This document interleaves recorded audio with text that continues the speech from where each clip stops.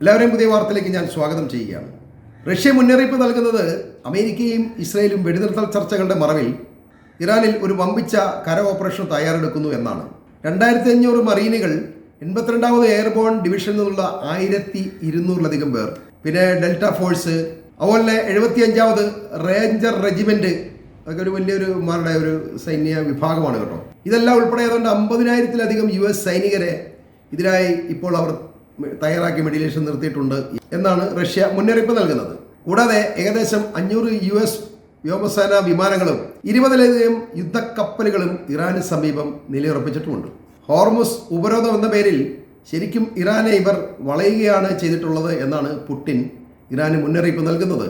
ഇറാനുമായിട്ടുള്ള വെടിനിർത്തൽ കരാർ ഏതാണ്ട് അവസാനിച്ചുവെന്ന് ട്രംപ് വീണ്ടും പറയുന്നത് കരയുദ്ധം ആരംഭിക്കാൻ പോകുന്നതിൻ്റെ സൂചനയാകാം എന്നും വിലയിരുത്തപ്പെടുന്നു.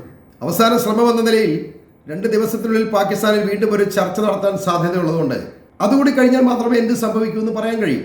വെടിനിർത്തൽ കരാറിൽ ലെബനോനെയും ഉൾപ്പെടുത്തണമെന്ന തർക്കത്തിലാണ് കഴിഞ്ഞ ദിവസം ഇസ്ലാമാബാദിൽ നടന്ന ചർച്ച അലസിപ്പിരിഞ്ഞത്. എന്നാൽ ഇനി ലെബനോനിൽ വെടിനിർത്തിയിട്ട് മതി ചർച്ച എന്ന ഇറാന്റെ നിർബന്ധത്തിന് വഴങ്ങി ലെബനോനിൽ യുദ്ധം അവസാനിപ്പിച്ചതിന് പിന്നാലെ ഹോർമുസ് കടൽ വാക്കു പറഞ്ഞതുപോലെ തന്നെ ഇറാൻ തുറന്നെങ്കിലും ഈ ഹോർമുസിലെ അമേരിക്കൻ സൈന്യം പിന്മാറാൻ തയ്യാറാകാതിരുന്നതോടുകൂടി ഇറാൻ അത് വീണ്ടും അടച്ചിരിക്കുകയാണ്. ഇങ്ങനെ സംഭവിക്കുന്നതിലൂടെ ഇറാനും അമേരിക്കയും നേർക്കുനേർ വീണ്ടും ഒരു ഏറ്റുമുട്ടലിൻ്റെ വക്കത്തെത്തുകയും മിഡിൽ ഈസ്റ്റ് വീണ്ടും ഒരു യുദ്ധഭൂമിയാകുന്നതിൻ്റെയും സൂചനയാണ് കാണുന്നത്.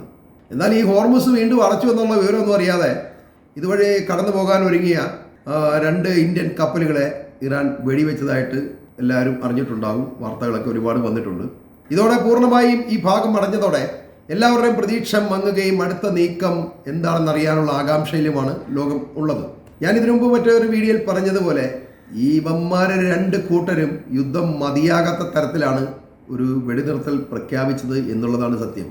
ഇപ്പോൾ ഈ കാണുന്നതെല്ലാം യുദ്ധത്തിനിടയിലുള്ള ഒരു വിശ്രമമായിട്ട് മാത്രം നമ്മൾ കണക്കാക്കിയാൽ മതി. ഈ യുദ്ധം എന്ന് പറഞ്ഞാൽ നിസ്സാരമായ ഒരു കാര്യമൊന്നുമല്ല. കാരണം 2 കൂട്ടരുടെയും നിലനിൽപ്പിൻ്റെ കാര്യത്തിൽ ഒരു തീരുമാനമാകാതെ ഒരിക്കലും ഈ യുദ്ധം അവസാനിക്കാനും പോകുന്നില്ല. ഇറാന് നിലനിൽക്കണം, അമേരിക്കയ്ക്ക് മിഡിൽ ഈസ്റ്റിൽ നിലനിൽക്കണം. കാരണം അവരുടെ വരുമാനത്തിൻ്റെ പ്രശ്നമാണ്. ഇത് നമ്മൾ ഇന്നലത്തെ വീഡിയോയിൽ പറഞ്ഞിരുന്നതാണ്. പിന്നെ ഇറാനെ പൂർണ്ണമായും ആണവായുധമില്ലാത്ത ഒരു രാജ്യമെന്ന നിലയിലേക്ക് എത്തിക്കുക എന്നാണ് ട്രംപിൻ്റെയും നെതന്യാഹുവിൻ്റെയും ഏക ലക്ഷ്യം. അതിനുവേണ്ടി ഇറാനിൽ അവർ സമ്പുഷ്ടീകരിച്ചിരിക്കുന്ന യുറേനിയം വീണ്ടെടുത്ത് അമേരിക്കയിലേക്ക് തിരികെ കൊണ്ടുവരാൻ US പ്രവർത്തിക്കുമെന്ന് ട്രംപ് പറയുമ്പോൾ ആ മോഹം അത് കയ്യിൽ വെച്ചേക്കാനാണ് ഇറാൻ പറയുന്നത്. അതുമായിട്ടുള്ള കളിയൊന്നുമില്ല. ഞങ്ങൾ യുറേനിയം സമ്പുഷ്ടീകരണം അല്ലെങ്കിൽ ആണവായുധം ഉണ്ടാക്കുന്ന കാര്യത്തിൽ പിന്നോട്ടില്ല. അതുപോലെ തന്നെ ബാലിസ്റ്റിക് മിസൈൽ ഉണ്ടാക്കുന്ന കാര്യത്തിൽ ഞങ്ങൾ പിന്നോട്ട് പോകില്ല. ഈ 2 കാര്യം വിട്ട് വേറെ എന്ത് വേണേൽ ആവശ്യപ്പെട്ടു എന്നാണ് ഇറാൻ്റെ നിലപാട്. എന്നാൽ ഇവർക്ക് വേണ്ടത് ഇത് 2ആണ് താനും. തന്നെയുമല്ല, ഇറാനിൽ നിന്നും ഈ യുറേനിയം അമേരിക്ക വീണ്ടെടുക്കാൻ ആഗ്രഹിക്കുന്നതിൻ്റെ പ്രാധാന്യം നമ്മൾക്കറിയണമെന്നുണ്ടെങ്കിൽ അതിനുവേണ്ടി അവർ ഓഫർ ചെയ്തിട്ടുള്ള തുകയെക്കുറിച്ച് നമ്മൾ അറിഞ്ഞാൽ മാത്രമേ ഉള്ളൂ. ഏതാണ്ട് $20 ബില്യൺ ഇതിന് പകരമായിട്ട് ഇറാന് കൊടുക്കാം എന്ന് വരെ ട്രംപ് ഓഫർ ചെയ്തിട്ടുണ്ട്. ഇത് ശരിക്കും ഇറാന്റെ വിലയാണ് എന്ന് വേണം നമ്മൾ മനസ്സിലാക്കാൻ. കാരണം യുറേനിയം കൈമാറിക്കഴിഞ്ഞാൽ അടുത്ത ദിവസം ഇവന്മാർ അണുബോംബായിരിക്കും ടെഹ്റാനെ കൊണ്ടിടാൻ പോകുന്നത്. അതിന് പണമൊന്നും ആയിരിക്കില്ല കൊടുക്കുന്നത്. ഇവരെ സംബന്ധിച്ച് ഇപ്പോൾ ഇവർക്ക് ഏറ്റവും ഇമ്പോർട്ടൻ്റ് ആയിട്ട് അറിയേണ്ടത് ഇറാനിൽ അണുവായുധം ഉണ്ടോ, അണുബോംബ് ഉണ്ടോ എന്നൊക്കെയാണ് അറിയേണ്ടത്. അതിനുവേണ്ടിയാണ് ഇവന്മാർ യുറേനിയം എന്ന് പറഞ്ഞ് പുറകെ നടക്കുന്നത്. എന്നാൽ ഇത് ഇറാനിൽ ഇല്ല എന്ന് തിരിച്ചറിഞ്ഞാൽ മാത്രമേ ഉള്ളൂ ഇവർക്ക് ഇറാന് നേരെ ഒരു ആക്ഷൻ എടുക്കാൻ കഴിയുള്ളൂ. അതിശക്തമായ ഒരു ആക്രമണം നടത്തുകയോ അല്ലെങ്കിൽ ആണവാക്രമണം നടത്തുകയൊക്കെ ചെയ്യാൻ കഴിയും. ഇപ്പോൾ അവന്മാർ ആണവാക്രമണം നടത്താത്തതിൻ്റെ പ്രധാന കാരണം നമ്മളെല്ലാം കരുതുന്ന പോലെ മിഡിൽ ഈസ്റ്റിലെ മറ്റു രാജ്യങ്ങൾക്ക് വലിയ ക്ഷീണമാകും, അണുപ്രസരണം ഉണ്ടാകും, അങ്ങോട്ട് കാറ്റ് വീശി എല്ലാവരും ഇതടിച്ചെത്തു പോവും എന്ന് ആ ഭയം കൊണ്ട്. ചുമ്മാതാ, അവന്മാർക്ക് ആ ഒരു ഭയമൊന്നുമില്ല. അവരുടെ ഭയം ഇറാനിൽ ഇപ്പോൾ ഒരു അണുബോംബ് കൊണ്ട് അമേരിക്കയോ അല്ലെങ്കിൽ ഇസ്രായേൽ ഇട്ട് കഴിഞ്ഞാൽ ഇറാൻ അതുപോലെ തന്നെ തിരിച്ചു പറഞ്ഞാൽ ഇസ്രായേലിലേക്ക് ഇട്ട് കഴിഞ്ഞാൽ ഇസ്രായേലിൻ്റെ കാര്യം തീരുമാനമാകും. കുറേ പേര് ഗസയിലൊന്നും ആരും കാണത്തില്ല കേട്ടോ, അത് വേറെ രസം. പക്ഷേ എന്നാലും നിലനിൽപ്പിന് വേണ്ടി ഇറാനും അങ്ങനെ ചെയ്യുമോ എന്നൊരു ഭയം അവർക്കുണ്ട്. അതുകൊണ്ടാണ് അവർ ഇറാനെ ഇപ്പോൾ നിലവിൽ ആണവായുധം വെച്ച് ആക്രമിക്കാത്തത്. അല്ലെങ്കിൽ ഇവർക്ക് ഇത്ര മനസാക്ഷിയൊന്നുമില്ല. ഇതിനു മുമ്പേ ഇറാനെ തീർത്ത് കഴിഞ്ഞാൽ ഇപ്പം തന്നെ അമേരിക്കയുടെ ഇത്രയും നാണക്കേട് ഉണ്ടാകാനും ഇവർക്ക് പേരുദോഷം ഉണ്ടാകാനും കാത്തു നിൽക്കില്ല. അതിന് മുമ്പ് തന്നെ ഒറ്റയടിക്കാനും അവർ തീരുമാനം ഉണ്ടാക്കിയാണ്. അപ്പം ശരിക്കും ഇറാനെ ഭയപ്പെട്ടിട്ട് തന്നെയാണ് അവർ ഈ ഇറാനിൽ ആക്രമണം നടത്താത്തത്. അല്ലെങ്കിൽ പണ്ടേ അടിച്ചവർ നിരപ്പാക്കിയാനെ. ഇപ്പം ഇറാനിൽ കുറേ ആക്രമണം നടത്തി എന്ന് പറഞ്ഞിട്ട് വലിയ പ്രയോജനമൊന്നുമില്ല. അങ്ങനെ ശരിക്കും ഇറാനെ ഇവർക്ക് ഭയം തന്നെയാണ്, അല്ലെങ്കിൽ അവർ പണ്ടേ ആക്രമിച്ചത്. അതേസമയം ഹോർമുസ് ഇറാൻ വീണ്ടും അടച്ചതോടെ ഇറാനുമായി ബന്ധപ്പെട്ട എണ്ണ ടാങ്കറുകളും വാണിജ്യ കപ്പലുകളും എല്ലാം വരും ദിവസങ്ങളിൽ പിടിച്ചെടുക്കാൻ US പദ്ധതിയിടുന്നുണ്ടെന്നാണ് the wall street journal report ചെയ്യുന്നത്.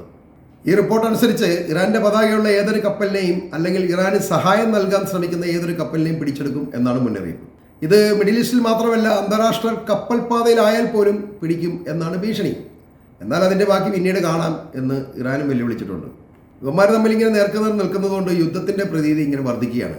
എന്നാൽ യുദ്ധത്തിൻ്റെ പ്രതീതി ഇങ്ങനെ വർദ്ധിക്കുന്നത് കൊണ്ട് ഇറാനിയൻ മിസൈലുകളുടെ 70%, മിസൈൽ ലോഞ്ചറുകളുടെയും മറ്റ് ആയുധങ്ങളുടെയും എല്ലാം 60% ഇപ്പോഴും ഇറാൻ്റെ കയ്യിലുണ്ട് എന്നാണ് US ഇൻ്റലിജൻസ് ട്രംപിനെ അറിയിച്ചിരിക്കുന്നത്. അത് ഇറാനെ നയതന്ത്രത്തിലൂടെ അല്ലാതെ യുദ്ധം ചെയ്ത് തോൽപ്പിക്കാനാവില്ല എന്നൊരു സന്ദേശമാണ് നൽകുന്നത്.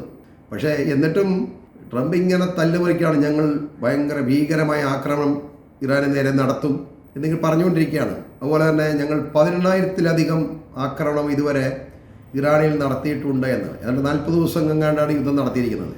40 ദിവസം എന്ന് പറയുമ്പോൾ ഒരു ദിവസം 400 ബോംബെങ്കിലും ഇറാനിൽ കൊണ്ടിടേണ്ടി വരും. 400-ലധികം 450 ബോംബെങ്കിലും അവർ ഇറാനിൽ കൊണ്ടിടേണ്ടി വരും. അപ്പോൾ ഈ 450 ബോംബൊക്കെ ഒരു രാജ്യത്തുകൊണ്ട് ഒരു സ്ഥലത്ത് ഇട്ട് കഴിയുമ്പോൾ എത്രയധികം ആൾക്കാരാണ് കൊല്ലപ്പെടുന്നത്. പക്ഷെ അതൊന്നും സംഭവിച്ചില്ല. ആകപ്പാടെ ഇത്രയും ദിവസം യുദ്ധം ചെയ്തിട്ട് 2700 പേരെങ്ങാണ്ട് മരിച്ചിട്ടുള്ളൂ ഇറാനിൽ. അതിലും കൂടുതൽ ഇസ്രായേൽ മരിച്ചിട്ടുണ്ട്. അപ്പോൾ ഇവർ കണക്കുകളാണ്, ചുമ്മാ തള്ളി മറിക്കൽ മാത്രമേ ഉള്ളൂ. പിന്നെ ഇത്രയും ബോംബൊക്കെ ഇട്ട് കഴിഞ്ഞാൽ രാജ്യം അവിടെ കുഴിയായി പോകുമല്ലോ. ചുമ്മാ തള്ളി മറിക്കുന്നതാണ് ഇവരുടെ എല്ലാ കേസ് ഇങ്ങനെയാണല്ലോ. കണക്കുകൾ ഇങ്ങനെ പെരുപ്പിച്ച് കാണിക്കുക. കാരണം എന്നിട്ട് ഞങ്ങൾ വലിയ സംഭവമാണ് എന്ന് പറയുകയാണ്. അതിനവന്മാരുടെ ഡ്രോണുകളും വിമാനങ്ങളും എല്ലാം പടപടാന്ന് അടുക്കിയിടുകയാണ്. ആ കണക്ക് മാത്രം പറയുകയല്ല. ഞങ്ങൾ ഇത്ര വിമാനം പോയി, ഇത്ര നഷ്ടമുണ്ട്, ഇത്ര ഞങ്ങളുടെ സൈനികർ മരിച്ചിട്ടുണ്ട്, അതൊന്നും പറയുകയല്ല. ഞങ്ങൾ ഇത്ര ബോംബ് കൊണ്ട് ഇറാനിലിട്ടു എന്ന് പറഞ്ഞ് കുറേ കണക്കുണ്ടാക്കി കാണിക്കും.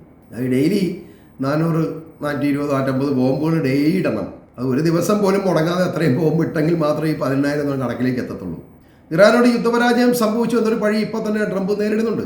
അതിനെ മറികടന്നെങ്കിൽ മാത്രമേ അയാൾക്ക് ഇനി അമേരിക്കയിൽ പോലും നിലനിൽപ്പുള്ളൂ. കാരണം ഈ ഒക്ടോബറിലോ എങ്ങാണ്ട് അമേരിക്കയിൽ ഒരു ഹിതപരിശോധന വരുന്നുണ്ട്. അതായത് എല്ലാ പ്രസിഡന്റുമാരും ഭരണത്തിലേറി 2 വർഷം കഴിയുമ്പോൾ ഇമാരുടെ ഭരണം എങ്ങനെയുണ്ട് എന്നറിയാൻ വേണ്ടി അവരൊരു വീണ്ടും ഒരു റീ ഇലക്ഷൻ പോലെ നടത്തും. നാട്ടുകാരുടെ എല്ലാ അഭിപ്രായ രൂപീകരണമാണ്. എങ്ങനെയുണ്ട് അതനുസരിച്ചായിരിക്കും പിന്നെ ഇയാൾക്ക് ജനപിന്തുണയുണ്ടോ എന്ന് മനസ്സിലാക്കുന്നത്.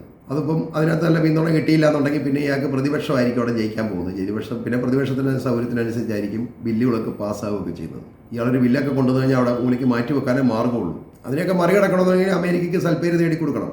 ഇതിപ്പോൾ അങ്ങനെയല്ലോ. അമേരിക്ക മൊത്തം ഇയാൾ നാറ്റിച്ചിരിക്കുകയാണ് ചെയ്തിരിക്കുന്നത്. അവസാന ശ്രമം എന്ന നിലയിൽ ഹോർമസ് ഇറാൻ്റെ അണ്ടറിലായതോടുകൂടി അത് ബലമായി തുറക്കാം എന്നൊരു ചിന്ത ട്രംപിനെ ഇപ്പോൾ ഭരിക്കുന്നുണ്ട്. കാരണം ഏതെങ്കിലും രീതിയിൽ ഒരു വിജയം ഇവർക്ക് ആവശ്യമുണ്ട്.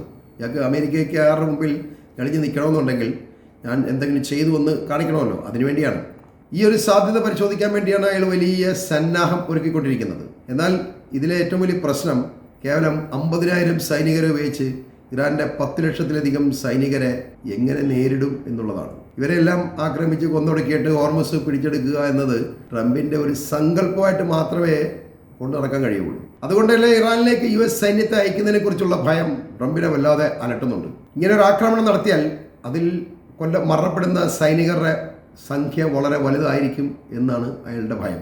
കാർഗിൽ ദ്വീപിൽ ആക്രമണം നടത്തൂ എന്ന് പറഞ്ഞ് അയാൾ കുറേ നാൾ ഇങ്ങനെ നടന്നതല്ലാതെ അതിൽ നിന്നും പതുക്കെ അയാൾ തെന്നി മാറിയിട്ട് ഒരിക്കലും അതിനുവേണ്ടി തയ്യാറാകുക പോലും ചെയ്തിട്ടില്ല ഈ ട്രംപ് ഇതുവരെ. ശരിക്കും ഇറാനെ കീഴടക്കണം എന്ന ഉള്ളിലുള്ള ആഗ്രഹങ്ങൾ മുന്നിട്ട് നിൽക്കുന്നുണ്ടെങ്കിലും അതെങ്ങനെ വർക്കൗട്ട് ആകും എന്ന കൺഫ്യൂഷനാണ് ട്രംപിന് മുന്നിൽ എപ്പോഴും ഉള്ളത്.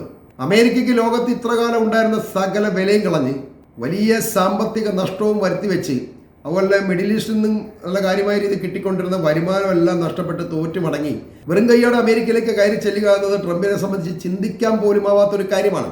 അതുകൊണ്ട് തന്നെ അയാളെ ഓരോ ദിവസവും ഇറാനെ ഭീഷണിപ്പെടുത്തുകയും അത് കഴിഞ്ഞ് യുദ്ധത്തിന് തയ്യാറാകുകയും യുദ്ധം തുടങ്ങി 2 ദിവസം കഴിയുമ്പോൾ അത് വെടിനിർത്തലായിട്ട് പ്രഖ്യാപിച്ചുകൊണ്ട് മാറി നിൽക്കുകയും ഇങ്ങനെയൊക്കെ ഉന്തി തള്ളി ഇയാളുടെ ഭരണം ഒരു 3-3.5 കൊല്ലം കൂടി മുന്നോട്ട് ഓടിച്ചു കഴിഞ്ഞാൽ അയാൾക്ക് രക്ഷപ്പെടാൻ കഴിയും. അതുതന്നെയാണ് ഈ പുതിയ സംഭവ വികാസങ്ങളിലൂടെ നമുക്ക് മനസ്സിലാക്കാൻ കഴിയുന്നത്. ഇപ്പോൾ നെതന്യാഹുവിൻ്റെ ഒരു അവസ്ഥയിലാണ് ട്രംപ് ഉള്ളത്. ഭരണം പിടിച്ചു നിർത്തണം എന്നുണ്ടെങ്കിൽ യുദ്ധം ചെയ്യേണ്ട ഒരു അവസ്ഥയാണ്. നെതന്യാഹു ഒരു അവസ്ഥയിലായിട്ടൊരു 3 കൊല്ലമായി 2023 തൊട്ടിൽ ആ അവസ്ഥയിലാണ്. യുദ്ധം ചെയ്തില്ലെങ്കിൽ ചെയ്യില്ല ഒരവസ്ഥയിലാണ് നെതന്യാഹു ഇപ്പോൾ ഉള്ളത്. അതുപോലെ തന്നെ ട്രംപിനെ സംബന്ധിച്ച് ട്രംപിന് അമേരിക്കയിൽ പോയി ഒന്ന് നെഞ്ചു വിരിച്ച് നിൽക്കണം എന്നുണ്ടെങ്കിൽ ഇവിടെ യുദ്ധത്തിൽ എന്തെങ്കിലും ഒരു ചെറിയൊരു വിജയമെങ്കിലും അയാൾക്ക് കാണിച്ചു കൊടുക്കാൻ കഴിയണം ഏതെങ്കിലും ഒരു കാര്യത്തിൽ. അതുകൊണ്ട് അങ്ങനെയൊന്നും സംഭവിക്കുന്നത് വരെ മിഡിൽ ഈസ്റ്റിൽ യുദ്ധം ഇങ്ങനെ നീട്ടുക മാത്രമേ ട്രംപിന് മുന്നിൽ മറ്റ് വഴിയുണ്ടാവൂ എന്ന കാര്യം ഉറപ്പ് തന്നെയാണ്. ഈ വാർത്തകൾ ഞാനിവിടെ അവസാനിപ്പിക്കുന്നു.